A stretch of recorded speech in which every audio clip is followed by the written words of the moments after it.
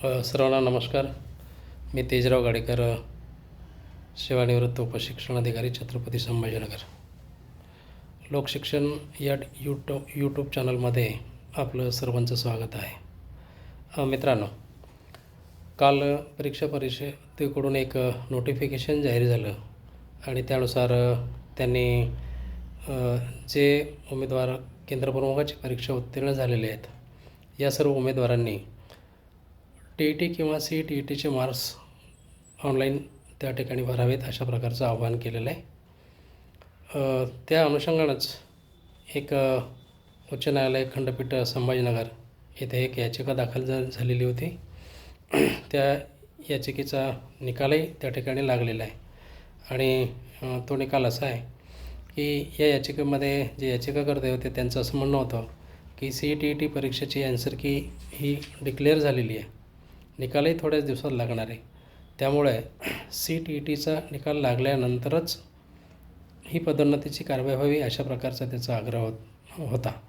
त्या अनुषंगानं माननीय उच्च न्यायालय खंडपीठ संभाजीनगर यांनी असा निर्णय दिलेला आहे की पुढील आदेशापर्यंत म्हणजे 10/4/2026 कुठल्याही पदोन्नत्या करण्यात येऊ नये आणि या वादी आणि प्रतिवादी या सगळ्याचं म्हणणं ऐकून पुन्हा माननीय उच्च न्यायालय 10 एप्रिल रोजी कदाचित पुढचा निर्णय देईल आणि तो निर्णय जो आहे त्याच्या अनुषंगानं पुढची कारवाई होईल अशी अपेक्षा आहे.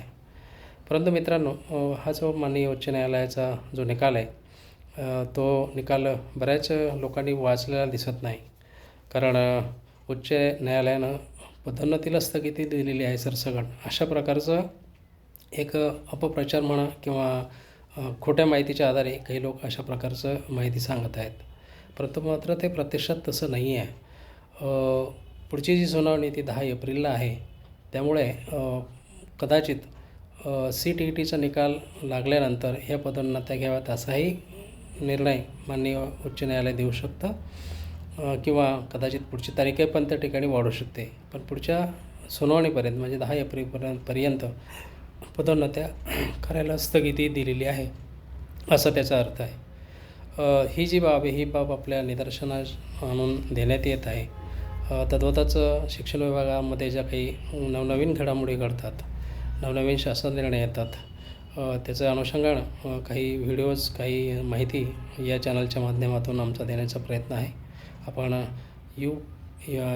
यूट्यूबमधलं जे लोकशिक्षण हे चॅनल जे आहे ते आपण सबस्क्राईब करावं आणि जर ते तुम्हाला आवडलं तर त्याला लाईक करावं अशा प्रकारची आपणास विनंती करतो.